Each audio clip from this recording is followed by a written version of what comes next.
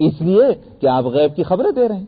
آپ فرماتے تھے مرنے کے بعد یہ ہوگا یہ ہوگا یہ ہوگا، دنیا میں بھی تمہارے ساتھ یہ ہوگا یہ ہوگا یہ ہوگا. انہوں نے کہا یہ کاہن ہے، کیونکہ کاہن غیب کی خبریں دیتے ہیں، ان کو کاہن کہا کرتے تھے. حالانکہ نبی کے اندر اور کاہن میں خود فرق ہے. اس زمانے میں جو کاہن ہوتے تھے ان کا لباس الگ، ان کی زندگی کا طور و طریق الگ، ان کے بولنے کا انداز الگ، جو الفاظ وہ بولا کرتے تھے ان کا ڈیزائن بالکل الگ. نبی کریم صلی اللہ علیہ وسلم کی زندگی تو ایسی نہیں تھی، صاف ستھری زندگی تھی. کوئی بھی دیکھے تو سمجھ جائے کہ یہ ہرگز کاہن نہیں ہو سکتے. مگر مقصد کیا تھا ان کا؟ تاکہ عوام پر جو اثر پڑتا تھا نبی کریم صلی اللہ علیہ وسلم کی باتوں کا، وہ اثر اس طرح کہہ کر کے وہ ختم کر دینا چاہتے. میں کیا ہے، نبی کہتے ہیں اپنے آپ کو یہ تو کاہن ہے، کبھی کاہن کہہ دیا. اور اس کے بعد والا مجنون، کبھی دیوانہ کہہ دیا. بلا کہاں دیوانگی اور کہاں نبی کی یہ عقل مندیاں کہ جس کو رات دن لوگ دیکھا کرتے تھے. عقل اور ہوش قربان ہو جائے نبی کے اس ہوش مندی کے اوپر، لیکن کہہ دیا کہ مجنون ہے، دیوانے کی بڑھ ہے، جو بولتا رہتا ہے جس کے سر ہے کہ نہ پیر ہے. کبھی مجنون کہہ رہے ہیں. ام یقولون شاعر، کیا یہ کہتے ہیں کہ شاعر ہے؟ یہ کس کو؟ پیغمبر کو. کیا یہ کہتے ہیں کہ شاعر ہے؟ نتربص بہ ریب المنون، کہ جس کے تباہ ہونے کے لیے اور حادثے ہلاکت میں مبتلا ہونے کے واسطے ہم انتظار کر رہے ہیں. کیا مطلب؟ مطلب یہ ہے کہ بھائی شاعر ہے، شعر کہہ دیتا ہے. اور دنیا میں کوئی شاعر کبھی رہا ہے؟ کبھی نہیں رہا. مر جاتے ہیں، قصہ ختم ہو جاتا ہے. اس کی بھی موت آیا چاہتی ہے، قصہ ختم ہو جائے گا، چند دن کی بک ہے جو کر رہا ہے. یہ کہا کرتے تھے نعوذ باللہ. تو فرمایا قل تربصوا فانی معکم من المتربصین، آپ کہہ دیجئے تم بھی انتظار کر لو، میں بھی انتظار کرنے والوں کے ساتھ ہوں.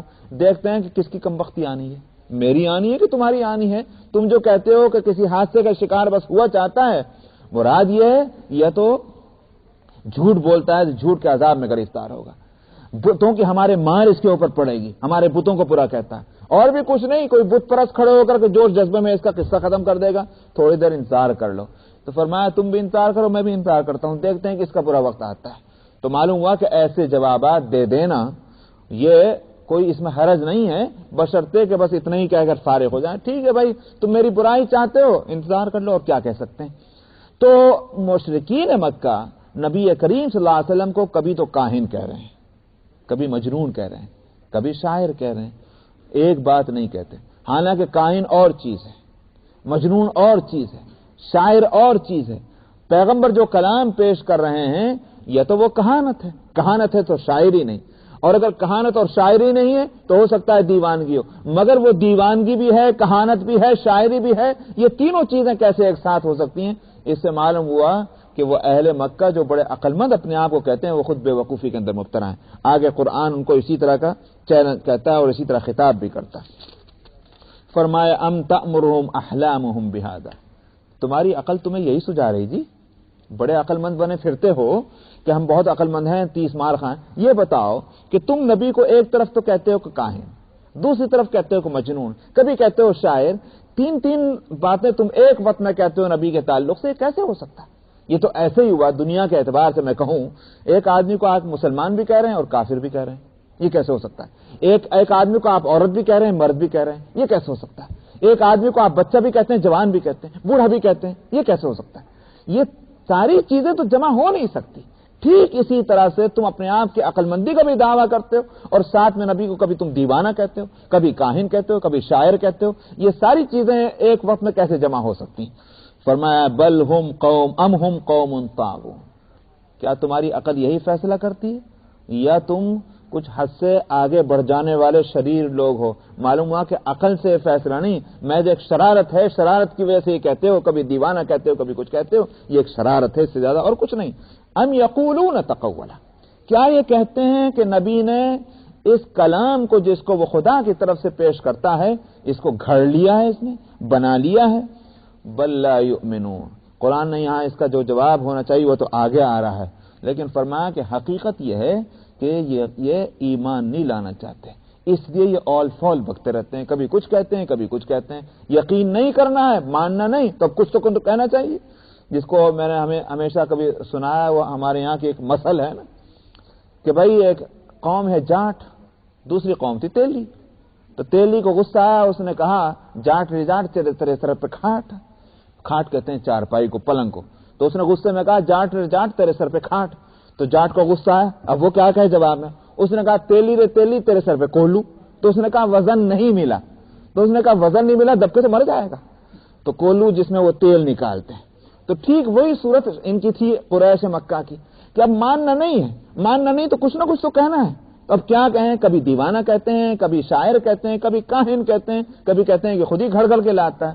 قرآن یہ کہتا ہے کہ یہ ماننا نہیں چاہتے، یہ سارا کھیل اس کا ہے. فَلْيَأْتُوا بِحَدِيثٍ مِثْلِهِ إِن كَانُوا صَادِقِينَ. اگر تم سچے ہو تو اس جیسی ایک بات تو لے آؤ. قرآن حکیم میں 4 جگہ یہ چیلنج کیا گیا ہے. سب سے پہلا چیلنج تو یہ ہے ایک بات اس جیسی لے آؤ. ایک بات ایک آیت کے اندر بھی ہو سکتی ہے تو کہا جائے گا کہ ایک آیت جیسی بنا لاؤ. دوسری جگہ فرمایا کہ ان کنتم فی ریب مما نزلنا علی عبدنا فأتوا بسورۃ من مثلہ، کہ اگر تمہیں اس میں شک ہے کہ اس جو پیغمبر کے اس بات کے تعلق سے کہ یہ خدا کی طرف سے نہیں لایا ہے یہ قرآن بلکہ اس کا خود کا بنایا ہوا کسی انسان کا، تم ایک سورت جیسی بنا لاؤ. خاموش. اس کے بعد پھر کہا گیا بعشر سور مثلہ مفتریات، 10 صورتیں بنا لاؤ. تو 10 صورتوں کا چیلنج اور پورے قرآن کا چیلنج سورہ بنی اسرائیل میں. تو یوں کہیے کہ ترتیب یہ ہے پورا قرآن کا چیلنج دیا گیا. 10 صورتوں کا چیلنج کیا گیا، ایک صورت کا چیلنج کیا گیا، ایک آیت کا چیلنج کیا گیا. اور اس میں کبھی اس کا جواب نہیں مل سکا. کسی نے یوں نہیں کہا لاؤ میں بنا کے لاؤں. سمجھ میں آیا؟ تو جو جانا جانی کے دشمن تھے اور ہر طرح کی تدبیر کر رہے تھے اسلام کو نیست و نابود کرنے کی، پیغمبر اسلام کا قلعہ کما کرنے کی صلی اللہ علیہ وسلم، بلا وہ رعایت کر سکتے تھے کہ قرآن جیسی ایک آیت نہ بنا کے لا سکیں؟ نہ لا سکیں. کیا چیز تھی وہ قرآن اور ہے قرآن میں؟ میں ایک بات آپ کو بتلاؤں، وہ تفصیلات تو جانے دیجئے کہ جو قرآن میں ہے، لیکن آپ قرآن اور قرآنیات سے کتنا واقف ہیں؟ میں اس سے بھی ذرا صرف نظر کر کے اتنا سمجھتے ہوئے اور یقین کرتے ہوئے کہ آپ کے پاس کچھ نہ کچھ دنیا کا علم ہے. زبان کا، اپنی ہی زبان کا لے لیجیے، کسی کی اردو ہے تو کسی کی پشتو ہے تو کسی کی جو ہے فارسی ہے یا کسی کی گجراتی ہے یا کچھ بھی ہے، انگلش ہے، کوئی بھی زبان ہے، کوئی نہ کوئی زبان آپ کو آتی ہے اور اس کے لٹریچر سے آپ واقف ہیں. یہ بتائیے کہ اگر آپ کی انگلش کے آپ ماہر ہیں تو اور اردو کے ماہر ہیں تو اور کسی اور زبان کے، آج جو زبان آپ یوز کرتے ہیں، جو بولتے ہیں، محض بولنا نہیں بلکہ لکھتے اور پڑھتے ہیں، جس کو لٹریری لینگویج کہتے ہیں، لٹریچر کی زبان. آج وہ لٹریچر کی زبان جو ہے وہ 100 سال پہلے ٹھیک وہی تھی. انگلش ہو تو شیکسپیئر کے جو تھا ادب اور لٹریچر، آج اس کو کون پسند کرتا ہے؟ گیا وہ وقت، پرانی تھی وہ زبان. سمجھ میں آیا؟ اسی طرح سے اردو. بھئی آج مرزا غالب کے زمانے کی اردو جو ہے کتنے محاورات ہیں جو بدل چکے ہیں، ادب کا انداز بدل چکا ہے، لٹریچر کا انداز بدل چکا ہے. کہتے ہیں کہ یہ 100 سال پہلے کا ادب تھا، آج کا نہیں ہے. ہر زبان کے اندر یہ صورت ہے کہ 100 سال کے بعد اس کا لٹریچر چینج ہو جاتا ہے، اس کا ادب، اس کا اسٹینڈرڈ، وہ سب بدل جاتا ہے. تسلیم ہے کہ نہیں؟ قرآن کا کمال کیا ہے؟ قرآن نے یہ کیا آ کر کے کہ قرآن نے عربی زبان کے لٹریچر کو اس طرح سے محفوظ کیا، اس کے اسٹینڈرڈ کو، کہ آج بھی 1000 طرح سے عربی کو بولنے والا بولے، مگر جب لکھے گا اور لکھے گا اس تصور کے ساتھ اور اس ارادے کے ساتھ، اس شعور کے ساتھ کہ مجھے اعلیٰ درجے کے اسٹینڈرڈ کی لٹریری عربی لکھنی ہے، وہ وہی لکھے گا جو قرآن کی ہے. 14 سنچری گزر جانے کے بعد بھی آج یہی حالت ہے. قرآن کا کمال ہے، کسی اور کتاب کا کمال نہیں. قرآن ہمیشہ کے واسطے ہے، اس لیے کہ اللہ کی کتاب ہے. اس نے عربی کو بھی یہ معجزاتی طور پر یہ کمال عطا کر دیا کہ عربی زندہ رہ گئی، ورنہ زبانیں جو ہیں مر جاتی ہیں. آج کہاں ہے ہیبرو؟ آج کہاں ہے سریانی؟ سمجھ میں آیا؟ وہ ہیبرو جو ہے وہ ایک آج چرچ کا کوئی پریسٹ جانتا ہو وہ جو ان کا وہ جو کیا کہتے ہیں رابائی جانتا ہو سو جانتا ہو. پوری دنیا میں مشکل سے 1-2 آدمی ہوں گے جنہوں نے کہیں یونیورسٹیوں میں جا کر پڑھا ہو. مر چکی ہے وہ زبان. سریانی نام کو جاننے والا کوئی نہیں ہے زبان کا. عربی 14 سینچری سے کم جب سے قرآن اترا ہے تب سے تو دیکھ لیجئے اسی آب و تاب کے ساتھ جو اس وقت تھی آج تک زندہ ہے. اور ہر ملک میں آپ سعودی عربیہ میں جائیے, اسے پوچھو تمہارا لٹریچر کی زبان معیاری کون سی؟ قرآن. مصر میں جائیے, تمہارے گویا عربی لٹریچر کی معیاری زبان کون سی اسٹینڈرڈ کی؟ قرآن.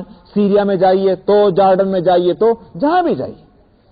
یہ قرآن اگر اللہ کی کتاب نہ ہوتی, میں نے اور باتوں کو چھوڑ دیا, صرف اس ایک بات کو لیا ہے کہ یہ قرآن کا معجزہ ہے اور جس معجزے کا فائدہ عربی زبان کو پہنچ رہا ہے. آج اگر کسی کو کوئی بھی کتاب ایسی لا کر بتا دے کہ جس نے جس زبان کے اندر وہ کتاب لکھی ہے اس زبان کے اوپر یہ احسان کر دیا ہو کہ اس کو ہمیشہ کے واسطے زندہ اور پائندہ کر دیا ہو, علاوہ اور باتوں کے انشاءاللہ پھر آئندہ کبھی ہوا, اس لیے کہ یہ آیتیں پہلے بھی آ چکی ہیں اس طرح کی اور آئندہ بھی کبھی آئیں تو خدا نے چاہا وہاں کچھ اور قرآن کے وہ کمالات بتلاؤں گا کہ جس کی وجہ سے قرآن یہ کہتا ہے کہ اگر تمہیں شک ہے کہ یہ خدا کی کتاب نہیں ہے تو اس جیسی بنا کے لاؤ. تو انشاءاللہ قرآن کی اور باتیں کسی اور وقت پیش کروں گا. فرمایا کہ فَلْيَأْتُوا بِحَدِيثٍ مِثْلِهِ, تو چاہیے کہ لے آئیں وہ اس جیسی ایک بات اگر یہ سچے ہیں. ام خلقوا من غیر شیء ام هم الخالقون. یہاں قرآن نے ایک اور بات, ایک اور تیر پھینکا ہے, کہا کہ یہ بغیر کسی چیز کے خود ہی پیدا ہو گئے یا خود ہی اپنے پیدا کرنے والے ہیں. ظاہر ہے کہ ان دونوں باتوں کا جواب کیا ہے؟ کوئی عقل مند یہ نہیں کہہ سکتا میں خود پیدا ہو گیا, کوئی عقل مند یہ نہیں کہہ سکتا میں نے خود اپنے آپ کو پیدا کر لیا. یہ نہیں, کوئی ہے پیدا کرنے والا, اور اہل مکہ خاص طور پر اس کو مانتے تھے. تو حاصل کیا ہوا؟ اب یہ سوال آگے لانے کے بعد اور اس کے بعد دوسری آیت بھی پڑھ لیجیے, ام خلقوا السماوات والارض, کیا انہوں نے آسمان اور زمین کو پیدا کیا؟ جواب کیا ہوگا؟ نہیں, اس کے سوا کوئی جواب نہیں, نہیں ہم نے نہیں پیدا کیا. تو پھر اب قرآن اب خاموش ہو جاتا ہے. تم خود اپنی عقل سے فیصلہ کرو, خالق ہو کوئی اور معبود ہو کوئی اور. خالق کو تو معبود نہ بنائے اور جو خالق نہیں اس کو معبود بنا دیں, یہ کہاں کا تماشا ہے؟ سمجھ میں آیا؟ جو خالق ہے وہی معبود ہونا چاہیے. تمہاری عقل یہ فیصلہ کیوں نہیں کرتی؟ پیغمبر اس کے سوا اور کیا کہہ رہے ہیں؟ تم کیوں جلتے ہو؟ تمہیں کیوں غصہ آتا ہے؟ پیغمبر کون سی بات کہہ رہے ہیں؟ یہ کہہ رہے ہیں اللہ تمہارا پیدا کرنے والا اور تم مانتے ہو, اللہ آسمانوں کا خالق تم مانتے ہو, اللہ زمین کا خالق تم مانتے ہو. پھر اگر پیغمبر یہ کہتا ہے کہ معبود بھی تنوع ہے, اس پر تمہیں غصہ کیوں آتا ہے؟ ایک معقول بات ہے. قرآن نے یہاں ایک سوال کر کے اور جواب نہیں دیا. خود سوچ لو کہ ہم اس بارے میں کیا تم سے پوچھنا چاہتے ہیں. بل لا یوقنون, فرمایا سب کچھ مانتے ہیں مگر بات یہ ہے کہ یقین نہیں کرنا چاہتے. بل لا یوقنون ام عندهم خزائن ربک ام هم المسیطرون. یہاں تو توحید کے بارے میں ایک چپتی ہوئی بات کہی گئی ہے, آگے رسالت کے تعلق سے فرمایا کہ اگر یہ نہیں مانتے کہ نبی ان کو کیوں بنایا گیا, اگر پیغمبر بنانا ہی تھا تو محمد کو کیوں بنایا گیا صلی اللہ علیہ وسلم, فرمایا تیرے رب کے خزانے کیا ان کے پاس ہیں؟ ام هم المسیطرون, کیا یہی اس کے ذمہ دار ہیں رب کے خزانوں کے کہ جس کو چاہے یہ دیں؟ کیا اللہ میاں اس کا پابند ہے کہ ان سے پوچھے ہاں بھائی ذرا بتانا, مشورہ دینا, میں تمہارے واسطے نہ پیغمبر کس کو بناؤں؟ کیا اللہ اس کا محتاج ہے؟ اللہ کا پیغمبر ہے تو اللہ جس کو چاہے منتخب کر لے. تم کون ہوتے ہو یہ کہنے والے کہ اللہ میاں کو اگر پیغمبر بنانا ہی تو محمد ہی تھے اس کام کے لیے, ہم نے منتخب کیا, یہ ہمارے پیغمبر ہیں, تم اس میں چون و چرا کیوں کرتے ہو؟ ام عندهم خزائن ربک, کیا ان کے پاس آپ کے رب کے خزانے ہیں یا یہ ان کی تقسیم کے ذمہ دار بن گئے ہیں, ٹھیکیدار بن گئے ہیں؟ ام لهم سلم یستمعون فیہ, یا اگر پیغمبر کی ان خبروں کو صحیح نہیں مانتے تو ان کے پاس غیب کی خبروں کا کوئی اور ذریعہ ہے کہ جس کی وجہ سے یہ کہتے ہیں کہ ہم جانتے ہیں تم پیغمبر جو کچھ کہہ رہے ہو غلط کہہ رہے ہو. فرمایا کیا ان کے پاس کوئی ایسی سیڑھی ہے, سلم کہتے ہیں ایک سیڑھی کو جس پر چڑھ کر کے اوپر جایا جائے, کیا ایسی سیڑھی ان کے پاس ہے کہ جس پر چڑھ کر جا کر اوپر وہ سنتے ہوں غیب کی باتوں کو؟ فَلْيَأْتِ مُسْتَمِعُهُمْ بِسُلْطَانٍ مُبِينٍ, اگر ہے تو کوئی سننے والا کوئی مضبوط دلیل لے کر آئے کہ جس سے پیغمبر کی بات غلط ثابت ہو جائے. ام لہ البنات ولکم البنون, آگے ایک اور بات کہی جا رہی ہے. فرمایا کہ یہ کہتے ہیں کہ خدا کی اولاد ہے, اور اس میں بھی تماشا کیا, اپنے لیے تو بیٹے اور اللہ میاں کے لیے بیٹیاں. تو اللہ میاں اتنے معمولی درجے کے کہ ان کے واسطے تو وہ چیز پسند کرتے ہو جو تم اپنے لیے پسند نہیں کرتے, اور اپنے لیے وہ چیز پسند کرتے ہو کہ جو اللہ کے لیے نہیں کر رہے ہو۔ عرب میں کیا تھا، کسی کے یہاں بیٹا ہو جائے بہت خوش، صاحب موچھو کو تاؤ دے دیا کہ ہمارے یہاں بیٹا ہوا ہے، اور اگر بیٹی ہو جائے وَإِذَا بُشِّرَ أَحَدٌ بِالْأُنثَىٰ ظَلَّ وَجْهُهُ مُسْوَدًّا وَهُوَ كَظِيمٌ، جب اطلاع ملے جناب آپ کے یہاں آج بیٹی پیدا ہوئی ہے، چہرے پر جو ہے سیاہیاں مل جائیں، معلوم ہوتا ہے اتنا غصہ ان کو آ جائے کہ غصے میں جیسے آدمی کا سفید چہرہ بھی کالا پڑ جائے، وہ حالت ان کی ہو جاتی ہے۔ اپنے لیے تو تم بیٹیاں پسند نہیں کرتے اور کہتے ہو اللہ میاں کی بیٹیاں ہیں، تو فرشتوں کو بیٹیاں کہا کرتے تھے اللہ تعالیٰ کی، فرمایا ام لہ البنات ولکم البنون، کہ وہ اس کے واسطے تو بیٹیاں اور تمہارے لیے بیٹے ہیں۔ ام تسألہم اجرا فہم من مغرم مثقلون، اور اس کے بعد پیغمبر صلی اللہ علیہ وسلم سے کہا گیا آپ ان سے کون سی مزدوری اور اجرت مانگتے ہیں کہ جس کی وجہ سے یہ اس کے تاوان میں دبے جا رہے ہیں؟ کیا ان کو پریشانی ہے آپ کی دعوت دینے پر، آپ کی تبلیغ کرنے پر، آپ کے دین کی تعلیم دینے پر؟ آخر یہ کیوں پریشان ہوتے ہیں؟ آپ ان سے مانگتے کیا ہیں؟ فرمایا کیا آپ ان سے اجرت مانگتے ہیں کہ جس کے تاوان کے بوجھ تلے دبے ہوئے ہیں؟ ام عندهم الغیب فهم یکتبون، یا کیا ان کے پاس غیب کا علم ہے کہ جس کو یہ لکھ کر دے سکتے ہیں؟ لکھ کر لاؤ کہ تمہارے پاس یہ علم ہے، فلانے سورس سے فلانے ذریعے سے تمہارے پاس علم آیا غیب کا۔ ام یریدون کیدا، کیا یہ چالیں چلنا چاہتے ہیں پیغمبر کے مقابلے میں، اللہ کے مقابلے میں؟ فرمایا کہ جنہوں نے کفر کیا ہے انہی پر ان کی چالیں الٹی پڑ جائیں گی، نقصان انہی کا ہوگا۔ گویا قرآن نے یہ چیلنج دیا کہ عذاب تمہارے پر آئے گا، پیغمبر پر نہیں، نقصان تمہارا ہوگا، پیغمبر کا نہیں۔ چنانچہ تھوڑے ہی وقت گزرا تھا کہ پیغمبر صلی اللہ علیہ وسلم کی زندگی میں دیکھ لیا کہ جو اپنے کفر کے ساتھ زندہ رہنا چاہتے تھے ان کو زندہ نہ رہنا نصیب ہوا، یا تو وہ موت کے لقمہ بنے اور یا پھر انہوں نے اسلام کے سامنے گردن چکا دی۔ یہی قرآن کا چیلنج تھا۔ بس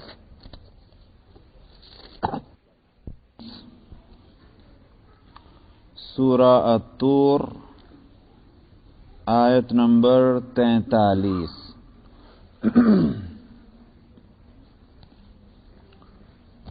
اعوذ باللہ من الشیطان الرجیم، بسم اللہ الرحمن الرحیم، ام لہم الہ غیر اللہ سبحان اللہ عما یشرکون، وَإِن يَرَوْا كِسْفًا مِّنَ السَّمَاءِ سَاقِطًا يَقُولُوا سَحَابٌ مَّرْكُومٌ فَذَرْهُمْ حَتَّى يُلَاقُوا يَوْمَهُمُ الَّذِي فِيهِ يُصْعَقُونَ، يوم لا يغني عنهم كيدهم شيئا ولا هم ينصرون، وإن للذين ظلموا عذابا دون ذلك ولكن أكثرهم لا يعلمون، واصبر لحكم ربك فإنك بأعيننا وسبح بحمد ربك حين تقوم ومن الليل فسبحه وإدبار النجوم۔ صدق اللہ العظیم۔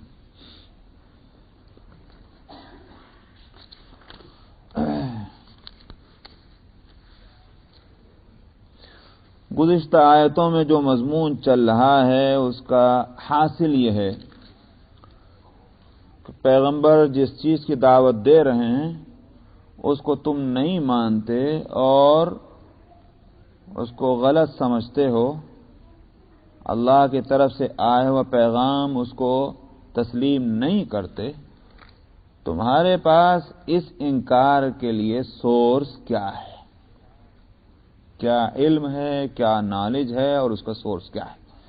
یہ تھا گزشتہ آیتوں میں جو مضمون آیا، اور کہا تھا کہ اگر یہ سب کچھ نہیں ہے اور پیغمبر کے خلاف چالیں چلتے رہو گے تو یہ چالیں الٹی تمہارے اوپر پڑیں گی، نہ پیغمبر کا نقصان ہوگا اور نہ ہمارا۔ اس سے پہلے کی آیت جو آئی اس میں ام یریدون کیدا، کیا یہ چالیں چلنا چاہتے ہیں؟ سو جو انہوں نے کفر کیا ہے وہ چال انہی کے خلاف پڑ جائے گی۔ فرماتے ام لہم الہ غیر اللہ، کیا ان کو یا ان کے لیے اللہ کے سوا کوئی اور معبود ہے؟ فرمایا سبحان اللہ عما یشرکون، اللہ پاک ہیں ان چیزوں سے جن کو وہ اللہ کے ساتھ شریک قرار دیتے ہیں۔ وَإِن يَرَوْا كِسْفًا مِّنَ السَّمَاءِ سَاقِطًا يَقُولُوا سَحَابٌ مَّرْكُومٌ، فرماتے ہیں کہ اگر یہ آسمان سے ٹکڑا گرتا ہوا بھی دیکھیں گے تو یوں کہیں گے کہ یہ تو بہت ہی گہرا اور گاڑھا بادل ہے۔ مراد اس سے یہ ہے کہ اہل مکہ نے نبی کریم صلی اللہ علیہ وسلم سے یہی کہا تھا، تو عذاب کی دھمکیاں دیتے رہتے ہو، اتنے دن ہو گئے سنتے سنتے، ایک آسمان کا ٹکڑا تو گرا نہیں سکے تم ہمارے اوپر، حتی تسقط علینا کسفا من السماء، ایسے ہی ہے تمہارے اوپر کوئی آسمان کا ٹکڑا ہی گرا دو لا کر کے، او تنزل علینا کتابا نقرؤہ، یا پھر کوئی ایسی کتاب لے آؤ ہمارے نام اللہ تعالیٰ نے اس میں ایڈریس ہم کو کیا ہو اور یہ کہا ہو کہ فلاں ابن فلاں ابن فلاں سن لو میں نے محمد کو نبی بنا کے بھیجا صلی اللہ علیہ وسلم، ہم کو جس میں ایڈریس کیا گیا ہو ہم اس کو پڑھیں، اس لیٹر کو، اس خط کو، اس کتاب کو، تب ہم مان لیں، ویسے کیسے مان لیں؟ تو یہاں اس کے لیے فرماتے ہیں کہ اگر یہ جو کہہ رہے ہیں کہ آسمان کا ٹکڑا نہیں گرایا اور گرا دو، اگر وہ بھی ہم گرا دیں تو بھی کیا کہیں گے؟ یہ کہیں گے کہ یہ کوئی بادل ہے بڑا گہرا جو آ گیا ہے۔ مراد یہ ہے کہ جب انسان کی مینٹالٹی جو ہے وہ اور ذہنیت خراب ہو جائے، صحیح رخ پر سوچنا چھوڑ دے، ہر چیز کی غلط تعویل کرے گا مگر صحیح ریزن اور صحیح وجہ اس کی نہیں بتائے گا۔ ہم لوگ اللہ تعالیٰ معاف فرمائے اگر اللہ ہماری باتوں کی پکڑ کریں تو ہم رات دن یہی حرکتیں کرتے ہیں، ذاتی زندگی میں ہو یا اجتماعی زندگی میں ہو، ملکی معاملات میں ہو یا گھریلو معاملات میں ہو، رات دن حوادث ہمارے سامنے آتے ہیں، حادثات جن کا کوئی رشتہ اور کوئی لنک اسباب سے جڑا ہوا ہم کو نظر نہیں آتا، مگر اس کے باوجود ہمارا ذہن ادھر نہیں جاتا کہ اللہ سبحانہ و تعالیٰ کی طرف سے ایک مصیبت آئی ہے اور اس مصیبت کے پیچھے کوئی نہ کوئی اللہ کا غصہ، کوئی غضب، اور ہماری کوئی حرکتیں اس میں جو ہیں وہ اس میں بنیاد بنی ہوئی ہیں اس حادثے کے لیے۔ آگ لگ رہی ہے جنگلوں میں، طوفان آ رہے ہیں دریاؤں میں، زمینوں میں زلزلے اور ارتھکویک ہو رہے ہیں، سب ہو رہا ہے۔ اب اس میں سائنسی چیزیں ہم تلاش کرنا شروع کریں گے، آگ کیوں لگی؟ اس لیے لگ گئی، طوفان کیوں آیا؟ اس واسطے آیا، ارتھکویک کیوں ہوا؟ یوں ہوا، یہ ساری چیزیں ہم تلاش کرتے رہیں گے سائنسی، مگر یہ کبھی ذہن میں یہ بات نہیں آئے گی ہم قصوروار ہیں، ہم مجرم ہیں، ان جرموں کی سزا اللہ سبحانہ و تعالیٰ دے رہے ہیں، یہ کبھی نہیں ذہن جاتا اس طرف۔ یہ ذہن کی خرابی کی بات ہے۔ اس لیے میں کہتا ہوں کہ اصل میں اللہ سبحانہ و تعالیٰ نے جتنی قوتیں دی ہیں انسان کو، ان قوتوں کا ایک نیچر ہے، ایک سسٹم ہے، ان کے ایک طبیعت ہے کام کرنے کی۔ صحیح رخ پہ کام کریں گے صحیح رزلٹ اس کا سامنے آئے گا، لیکن وہی قوتیں جوں کہ توں اگر ان کا مزاج بگڑ جائے تو پھر وہ غلط کام کرنا شروع کر دیتی ہیں۔ میں اس کی ایک مثال ہمیشہ دیتا ہوں کہ جیسے دیکھنا، یہ دیکھنا بصارت جو ہے یہ قوت ہے، اللہ سبحانہ و تعالیٰ نے ہم کو دیکھنے کی طاقت دی ہے، قوت دی ہے۔ کیا مطلب؟ اس کا مطلب یہ ہے کہ آپ آنکھ کھول کر جب کسی چیز کو دیکھتے ہیں تو وہ چیز جیسی ہے ویسی آپ کو نظر آنی چاہیے۔ سفید ہے تو سفید نظر آئے گی، لال ہے تو لال نظر آئے گی، کالی ہے تو کالی نظر آئے گی، نیلی اور ہری ہے تو ہری، ویسی نظر آنی چاہیے۔ لیکن اگر ہری چیز آپ کو پیلی نظر آ رہی ہے اور پیلی چیز آپ کو لال نظر آ رہی ہے اور یا نیلی چیز آپ کو کالی نظر آ رہی ہے تو آپ کیا کہیں گے؟ آپ کہیں گے کہ دیکھنے کی قوت جو ہے اس میں فساد آ گیا، اس کے سوا اور کوئی بات نہیں۔ چنانچہ آپ دیکھتے ہیں کہ بھئی یرقان کا مریض کو کیا ہوتا ہے، یرقان کا مریض آنکھیں اس کی کھلی ہوئی ہیں، بالکل دیکھ رہا ہے وہ، مگر ہر چیز کا رنگ جو ہے وہ اس کا پیلا ہو گیا، سفید کپڑا، سفید دودھ، سفید پیپر، اس کو ہر چیز پیلی نظر آ رہی ہے۔ تو چیزوں کا تو رنگ نہیں بدلا، مزاج بگڑ گیا ہے دیکھنے کا، تو اب ہر چیز غلط نظر آتی ہے اس کو۔ یہ اسی طرح سے سننے کی طاقت ہے۔ کان اگر صحیح کام کر رہے ہیں، آوازوں کو پہچانیں گے، آواز اور آواز کے درمیان فرق اور امتیاز کریں گے، لیکن اگر سننے کی یہ طاقت اور قوت جو ہے اس میں بگاڑ آ جائے تو آوازوں میں فرق نہیں کر پا رہا ہے، یہ نہیں سمجھ میں آ رہا کہ یہ انسان کی، یہ جانور کی آواز ہے اور انسانوں میں سے کس انسان کی آواز ہے۔ تو آواز میں کوئی نقصان نہیں پیدا ہوا، نقصان کہے میں آیا اپنے سننے کی طاقت میں۔ تو میں نے کہا کہ اللہ سبحانہ و تعالی نے قوتیں دی ہیں، اب ان قوتوں کے واسطے اللہ نے ایک نظام بنایا۔ یہ میں نے جو مثالیں دی ہیں، یہ دی ہیں مثالیں جو ہمارے اپنی جو قوتیں ہیں، میں گویا یوں کہیے اپنی دنیا کی ضرورتوں کو پورا کرنے کے واسطے۔ ٹھیک اسی طرح سے سمجھ لیجئے کہ ہماری سوچنے کی قوت بھی ہے۔ ہمارے سوچنے کی قوت جو ہے وہ اللہ تعالیٰ نے دی ہے تاکہ حق اور باطل کے درمیان امتیاز کر سکیں، سوچ کر اس میں کھچڑی نہ پکے کہ حق کا پتہ نہیں چل رہا کہاں ہے اور باطل کا پتہ نہیں چل رہا کہاں ہے، حق اور باطل کے درمیان امتیاز ہو جائے۔ پھر اللہ سبحانہ و تعالی نے ہمارے فکر کے ڈائریکشن کو صحیح رکھنے کے واسطے کہ حق اور باطل میں صحیح امتیاز ہو، اس کی رہنمائی کے لیے اللہ تعالیٰ نے انبیاء علیہ الصلوۃ والسلام اور ان کے ذریعے سے وہ علوم دیے کہ جو ہمارے سوچنے کی اور ڈیسیزن لینے کی جو قوت ہے اس کو اس سے ہیلپ ملے، مدد ملے۔ لیکن اگر اس سب کے باوجود دل اور دماغ اور ان کے سوچنے کی قوت صحیح فیصلہ نہیں کر رہی ہے تو پھر ان چیزوں کو غلط کہیں گے، یہ اس کو غلط کہیں گے۔ اسی کو قرآن حکیم میں فرمایا، لہم قلوب لا یعقلون بہا، لہم قلوب لا یفقہون بہا، ولہم اعین لا یبصرون بہا، ولہم آذان لا یسمعون بہا، اولئک کالانعام بل ہم اضل، اولئک هم الخاسرون۔ فرمایا ان کے دل ہیں، دھڑک رہے ہیں، ڈاکٹروں کی زبان میں پوچھئے تو دل برابر کام کر رہا ہے، پمپ کر رہا ہے، اس لیے کہ میڈیکل لائن میں دیکھیے تو دل کا کام اس کے سوا اور کچھ ہے ہی نہیں کہ وہ بلڈ پمپ کرے۔ ہاں بھائی دل تو بالکل صحیح ہے، ایکس رے لے لیجئے یا کچھ بھی کر لیجئے، اے سی جی وغیرہ، دل پمپ کر رہا ہے برابر، تندرست ہے دل۔ لیکن ایک اور دنیا ہے، اس کے بھی علوم ہیں، اس کی بھی سائنس ہے، اس کی روشنی میں جب دیکھتے ہیں تو دل کی بیماری اور تندرستی کچھ الگ ہی اس کا ایک سسٹم ہے۔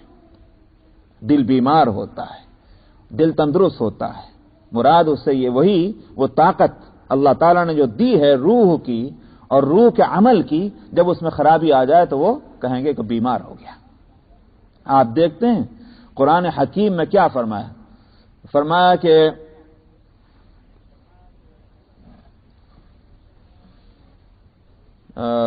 کیا ہے وہ، فی قلوبہم مرض فزادہم اللہ مرضا، ان کے دلوں میں بیماری ہے، اللہ ان کی بیماری کو اور بڑھائے گا۔ کن کو کہا؟ کیا ان کے دلوں کے کوئی ہارٹ سرجری ہونے جا رہی تھی؟ ان کو کیا وہ بلاکیج ہو گیا تھا بلڈ کا نروز کے اندر؟ نہیں، نفاق جو ہے پکریسی جن لوگوں میں تھی، اللہ تعالیٰ نے فرمایا ان کے دلوں میں بیماری ہے۔ دنیا کی کون سی میڈیسن ہیپوکریسی کو بیماری کہہ سکتی ہے؟ میں نے کہا یہ بالکل الگ ایک سائنس ہے۔ دل بیمار ہوتے ہیں، صحیح نہیں سمجھ پاتے، آنکھیں بیمار ہوتی ہیں، صحیح نہیں دیکھ پاتی، کان بیمار ہوتے ہیں، صحیح نہیں سن پاتے۔ اسی کو فرمایا لہم قلوب لا یفقہون بہا ولہم اعین لا یبصرون بہا ولہم آذان لا یسمعون بہا۔ ان کے دل ہیں کہ سمجھتے نہیں، ان کی آنکھیں ہیں کہ دیکھتی نہیں، ان کے کان ہیں کہ سنتے نہیں۔ فرمایا یہ چوپاؤں کی طرح سے ہیں، بلکہ اور بالکل بھٹکے ہوئے۔ چوپاؤں کو اللہ تعالیٰ نے جتنی صلاحیت دی اس کے مطابق وہ کام تو کر رہے ہیں بھائی، لیکن اس انسان کو اللہ تعالیٰ نے جو صلاحیت دی ہے یہ اس کو استعمال نہیں کرتا، تو चौपाओं से भी नीचे गिर गया। उलाइक हुमुल खासिरून, ये बड़े नुकसान वाले हैं। तो यहां इस आयत में फरमाया कि इनका मिजाज बिगड़ा। अब क्या है, मुसीबत भी कोई आती है, बजाय इसके यूं कहें कि अल्लाह नाराज हो गए, ये अल्लाह का अजाब है इसलिए कि हम मुजरिम हैं, तो तौबा कर लेंगे, इस्लाह कर लेंगे, इसके बजाय कुछ और सोचेंगे, साहब ये इस वास्ते हो गया, ये इस वास्ते हो गया, ये इस वास्ते हो गया। तो मैंने इसलिए कहा कि ये उनका ही नहीं, आज अगर हम अपने आप को देखें तो हमारा भी यही हाल है। हमारे हिंदुस्तान में भोपाल में थे, गालिबन उन्हीं का है या किसी और का वाकया, उन्होंने इस बुजुर्ग गुजरे हैं, उन्होंने किसी जगह यही बात अपनी मजलिस में कही थी।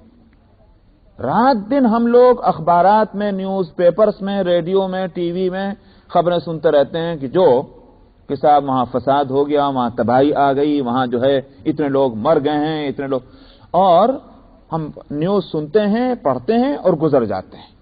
लेकिन कतन उसके पीछे ये सोचने को हमारा जहन तैयार नहीं है कि आखिर ये क्यों हुआ है, इसके पीछे हमारी कुछ कमजोरियां, हमारी कुछ बुराइयां, ऐसा तो नहीं कि वो इसकी बुनियाद बनी हुई। अपनी इस्लाह की कोशिश करें, इनफिरादी और इज्तिमाई, ये नहीं होता।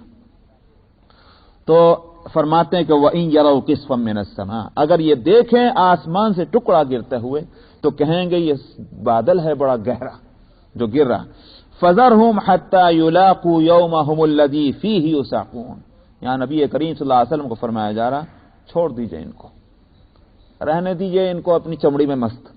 फज़रहुम, इनको छोड़िए यहां तक कि ये अपने उस दिन को देख लें जिसमें बेहोश होकर गिरेंगे। फीही युसाकून, ये वो दिन आएगा जब ही इनकी अकल ठिकाने होगी, उससे पहले तो ये मस्तियों में हैं, तो छोड़िए अब इन मस्त लोगों को क्या बताएंगे। यौम ला युगनी अन्हुम कैदुहुम शैअन वला हुम युनसरून, फरमाया जिस दिन इनकी चालें इनके जरा काम न आएंगी। आज बड़ी चालें चलते हैं इस्लाम के खिलाफ, पैगंबर इस्लाम के खिलाफ, हक के खिलाफ, तदबीरें हैं, मीटिंगें हो रही हैं और मशवरे हो रहे हैं, प्रोग्राम बन रहे हैं, प्लान बन रहे हैं, फरमाया कि एक वक्त आएगा वो चालें सारी धरी रह जाएंगी। वला हुम युनसरून, और कोई भी तो मदद को नहीं आएगा, कोई इनकी मदद भी ना करेगा, इनकी मदद ना की जाएगी। व इन्न लिल्लज़ीना ज़लमू अज़ाबन दून ज़ालिका वलाकिन्न अक्सरहुम ला यअलमून, और फरमाया कि जिन लोगों ने जुल्म किया है उनके लिए अजाब है उससे पहले का भी अजाब। किससे पहले का? जो अभी जिक्र किया, यानी कयामत का अजाब। कयामत के अजाब से पहले इनके लिए और भी अजाब है। वो कहां का अजाब? वो दुनिया का अजाब, वो मौत का अजाब, वो मौत के बाद का अजाब। ये सारा सिलसिला, यानी कयामत से पहले जो अभी जिंदगियां बाकी हैं, ये ना समझें कि ये खैरियत से गुजर जाएंगी। इसके लिए भी अल्लाह ताला ने कोई वादा नहीं किया कि इसमें अजाब नहीं आएगा, इसमें भी अजाब आ सकता है। कुरान हकीम में और भी जगह इस बात को कहा गया है, ना यूं ना समझें कि कयामत तो बहुत दूर पड़ी है, चलो भाई मजे लूट लो। ऐसा नहीं, दुनिया में भी अजाब आएगा, मौत के वक्त भी अजाब आ सकता है, मौत की मुसीबत खड़ी हो जाए और मौत के बाद भी। इसीलिए नबी करीम सल्लल्लाहु अलैहि वसल्लम ने वाकया यह है कि ऐसी ऐसी दुआएं करके बतलाई और ऐसी ऐसी दुआएं मांगी कि किसी का ज़हन तो वहां तक जा भी नहीं सकता, और कोई फितना और कोई मुसीबत ना छोड़ी हो, नहीं छोड़ी नबी करीम सल्लल्लाहु अलैहि वसल्लम ने कि जिस अल्लाह की पनाह जिससे न चाहिए हो। चुनाचे एक हदीस में दुआ है कि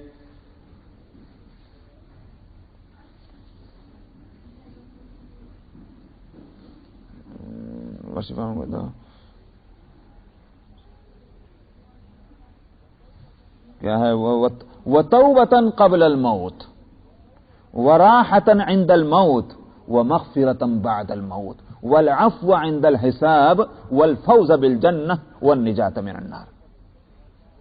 आपने फरमाया, ऐ अल्लाह मरने से पहले तौबा की तौफीक दे दे, और मौत जो है उसमें सहूलत और राहत अता फरमा दे, और फरमाया कि वह मग़फ़िरतन बअदल मौत, और मरने के बाद मेरी बख्शिश कर दे। वल अफ़्व इंदल हिसाब, और जब हिसाब का मैदान होगा, हिसाब होगा, तो वहां जरा माफी का मामला मेरे साथ कर दीजिए। अगर एक एक चीज की पकड़ हुई, जैसे कि दूसरी हदीस में आपने फरमाया कि जिसका हिसाब ले लिया गया वो हिलाक हुआ, तो मतलब यह है कि अगर एक एक चीज को पूछा गया तो मुसीबत खड़ी हो जाएगी। इसलिए हिसाब के वक्त में माफ फरमा दीजिए और जन्नत की कामयाबियां अता फरमा दीजिए। اور جہنم سے خلاصی عطا فرما دیجیے۔ کوئی مرحلہ چھوڑا نبی کریم صلی اللہ علیہ وسلم نے؟ واقعہ یہ ہے کہ دعا بھی وہی سکھلا گئے۔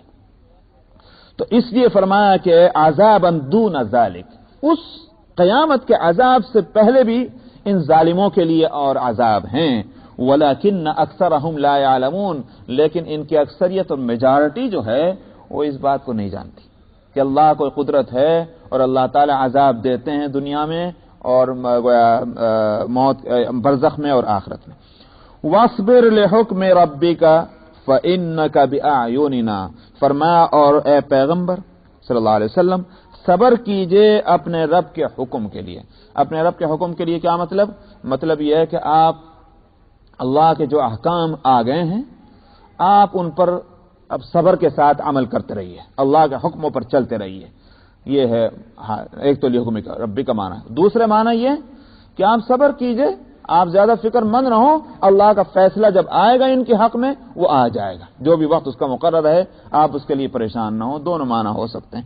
صبر کیجئے اپنے رب کے حکم کا، فإنک بأعیننا، آپ تو ہمارے نگرانی میں ہیں، تو آپ کا تو بال بھی بیکا نہیں ہو سکتا، آپ کو کوئی کچھ نہیں بگاڑ سکتا، آپ جو کچھ کر رہے ہیں ہماری نظروں کے سامنے ہیں۔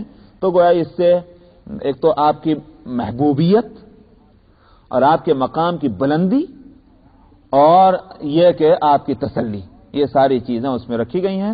بات یہ ہے کہ اگر آپ کسی کے لیے کام کرتے ہوں اور وہ یوں کہہ دے کہ فکر مت کرنا، ہم تم سے بے خبر نہیں، ہم تم سے دور نہیں، جب کوئی پریشانی ہو ہم اپنے پاس پانا، کتنی تسلی ہو گئی، اور اب کام میں کتنا دل لگے گا۔ بڑے سے بڑا سخت کام بھی آپ آسانی کے ساتھ کر جائیں گے، اس لیے کہ باس جو ہے وہ مجھ سے بے خبر نہیں ہے، باس ہی کے لیے کام کر رہے ہیں، اسی سپروائزر کے لیے کام کر رہے ہیں اور وہ بے خبر نہیں، برابر دیکھ رہا ہے۔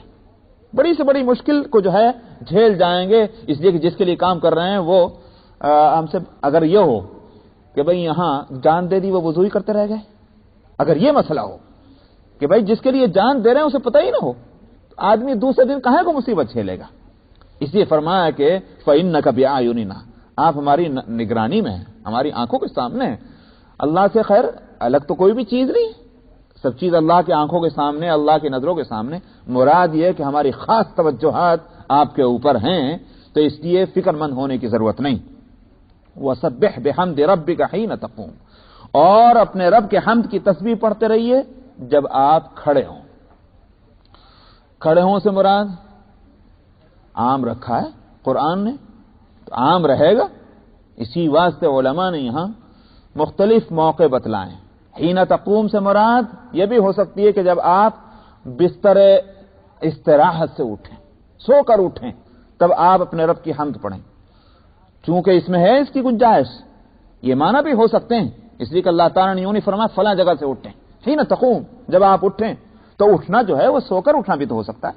نبی کریم صلی اللہ علیہ وسلم نے اس پر بھی عمل کیا، چنانچہ حدیث میں آتا ہے، ایک تو آپ کو یہاں بچوں کو سبھی کو سکھلاتے ہیں سو کر اٹھنے کے بعد کی دعا، الحمدللہ الذی احیانا بعدما اماتنا والیہ النشور، یہ حمد ہو گئی اللہ کی سو کر اٹھنے کے بعد کی۔ اسی طرح یہ ہے کہ لا الہ الا اللہ وحدہ لا شریک لہ لہ الملک ولہ الحمد یحیی ویمیت وہو علی کل شیء قدیر سبحان اللہ والحمد للہ ولا الہ الا اللہ واللہ اکبر ولا حول ولا قوۃ الا باللہ العلی العظیم۔ نبی کریم صلی اللہ علیہ وسلم نے سو کر اٹھنے کے بعد یہ بھی پڑھا، تو حمد ہے اور تسبیح بھی ہے۔ یہ بھی ہو سکتا ہے کہ آپ کسی مجلس میں بیٹھے ہوئے ہوں، جیسے یہاں بیٹھے ہیں، تو اب آپ اٹھیں گے، یہ بھی تقوم ہے۔ اس آیت میں جب عام رکھا گیا ہے تو کسی مجلس میں کسی جگہ بیٹھ کر اٹھنا وہ بھی شامل ہوگا۔ نبی کریم صلی اللہ علیہ وسلم نے اس پر بھی عمل کیا، چنانچہ جب آپ مجلس سے اٹھتے کچھ نہ کچھ اللہ کا نام لیتے، خود آپ نے فرمایا کہ اگر دو انسان کسی مجلس میں بیٹھیں اور خوب بحث بحثی بھی ہو گئی ہے، لیکن اگر وہاں سے اٹھتے وقت اللہ ایک تسبیح پڑھ لیں تو وہ کفارہ بن جاتی ہے اس کی مجلس کی جو کچھ اس کے اندر باتیں ہوئی ہیں، اور وہ کیا ہے؟ سبحانک اللہم و بحمدک لا الہ الا انت استغفرک و اتوب الیک۔ یہ آپ تسبیح پڑھ لیں مجلس سے اٹھنے کے وقت، نتیجہ اس کا یہ ہوا کہ جو کچھ ہوا وہ مجلس کا کفارہ ہو گیا، برائیاں سب وہیں رہ گئیں، آپ اٹھے تو صاف ستھرے ہو کر اٹھ گئے وہاں سے۔ آپ نے اس پر بھی عمل کیا اس عموم میں۔ جب تیسرا یہ بھی ہو سکتا ہے کہ جب آپ نماز کے لیے کھڑے ہوں، وہ بھی تو قیام ہے. نماز کے لیے جب کھڑے ہوں تو اپنے رب کے حمد کی تسبیح پڑھیں. اس کی گنجائش ہے، اس میں اس عموم میں وہ چیز بھی داخل ہے. تو نبی کریم صلی اللہ علیہ وسلم نے اس پر بھی عمل کیا. آپ دیکھتے ہیں کہ نماز کی ابتدا کیسے ہوتی. جب آپ اللہ اکبر کہتے ہیں تو آپ پڑھتے ہیں سبحانک اللہم وبحمدک وتبارک اسمک وتعالی جدک ولا الہ غیرک. تو نماز کے لیے قیام ہے، اس میں بھی آپ نے تسبیح حمد رکھی ہے. تو مطلب یہ ہے کہ جتنی جگہ پہ ہوں قیام کی، ان سب میں یہ چونکہ عام رکھا گیا وہ سب اس میں شامل ہوں گی، اور سبھی جگہ تسبیح اور حمد ثابت ہے نبی کریم صلی اللہ علیہ وسلم سے.